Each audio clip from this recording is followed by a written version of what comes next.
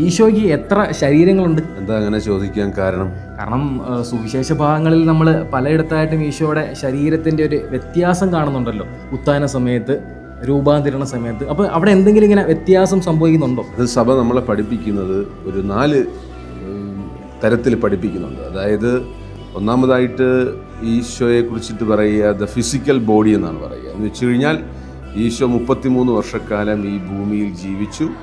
ഈ കാലത്തിനും സമയത്തിനും പിന്നെ ജിയോഗ്രഫിക്കുമൊക്കെ പരിധിയിൽ ജീവിച്ച ഒരു ശരീരം, അതായത് ഗലീലിയും അതിന് ചുറ്റുവട്ടത്തിലും ജീവിച്ച ഒരു ജീവിതം. രണ്ടാമത്തേത് പറഞ്ഞതുപോലെ തന്നെ താബോർ മലയിൽ രൂപാന്തരപ്പെട്ട ശരീരം, അതിനെ മിസ്റ്റിക്കൽ ബോഡി ഓഫ് ക്രൈസ്റ്റ് എന്ന് പറയാറുണ്ട്. എന്ന് വെച്ച് കഴിഞ്ഞാൽ രൂപാന്തരപ്പെട്ടു എന്നുള്ളതാണ്. ആ ശരീരത്തിന് വ്യത്യാസമുണ്ട്, തേജോമയമായി എന്നാണ് അർത്ഥം.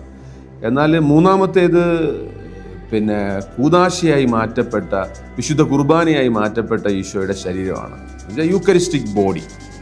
അതിൻ്റെ പ്രത്യേകത എന്ന് പറഞ്ഞു കഴിഞ്ഞാൽ നമ്മളതിന് കത്തോലിക്ക സഭ ട്രാൻസ്സബ്സ്റ്റാൻസിയേഷൻ എന്ന് പറയുന്ന ഒരു വാക്കാണ് ഉപയോഗിക്കുന്നത്. പലപ്പോഴും പലരുടെയും ചോദ്യമാണ്. കാരണം എങ്ങനെയാണ് ഒരു അപ്പവും വീനും രക്തവും ശരീരവുമായി മാറുന്നതെന്ന് പലരും ചോദിക്കുന്നവരുണ്ട്. അത് സഭ നമ്മളെ പഠിപ്പിക്കുന്നതെന്ന് വെച്ച് കഴിഞ്ഞാൽ അതിൻ്റെ സബ്സ്റ്റൻസിൽ മാറ്റം വരും. എന്ന് വെച്ച് കഴിഞ്ഞാൽ നമുക്ക് അതിൻ്റെ ആക്സിഡൻറ്റ് എന്ന് വെച്ച് കഴിഞ്ഞാൽ ഈശോയുടെ ശരീരം, അതായത് ആ ഗോതമ്പപ്പം, വീഞ്ഞ്, അതിൻ്റെ സ്വാദും മണവും ഒക്കെ സെയിം ആയിരിക്കും, പക്ഷേ അതിൻ്റെ സബ്സ്റ്റൻസിൽ മാറ്റം വരും എന്നുള്ളതാണ് ഈ ട്രാൻസ്സബ്സ്റ്റാൻസിയേഷൻ എന്നതുകൊണ്ട് ഉദ്ദേശിക്കുക. നമുക്ക് അതിന് കൃത്യമായിട്ടുള്ള തെളിവുകളുണ്ട്.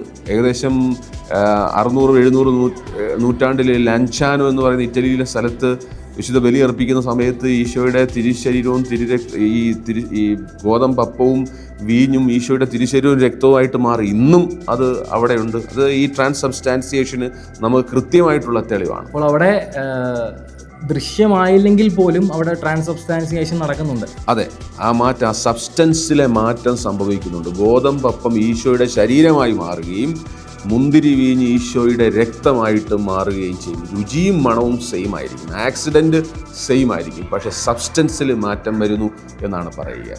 അതുകൊണ്ട് തന്നെ നാലാമത്തെ ഒരു കാര്യം കൂടിയുണ്ട്. അതിനെ വിളിക്കുന്നത് റിസറക്റ്റഡ് ബോഡി എന്നാണ് വിളിക്കുക. എന്ന് വെച്ച് കഴിഞ്ഞാൽ ഉദ്ധാനം ചെയ്ത ഈശോയുടെ ശരീരം. ആ ശരീരം എന്ന് പറഞ്ഞു കഴിഞ്ഞാൽ അതിന് ടൈമും സ്പേസിൻ്റെയും ജിയോഗ്രഫിയുടെയും ഒന്നും പരിധിയില്ല.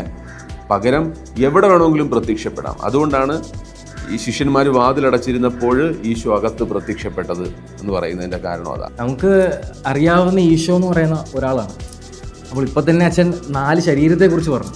അപ്പോൾ 4 ശരീരവും 1 പേഴ്സൺ അങ്ങനെയാണ് ഉദ്ദേശം. അതെ, അത് ഈശോയുടെ ശരീരത്തിന് വരുന്ന മാറ്റങ്ങളാണ്.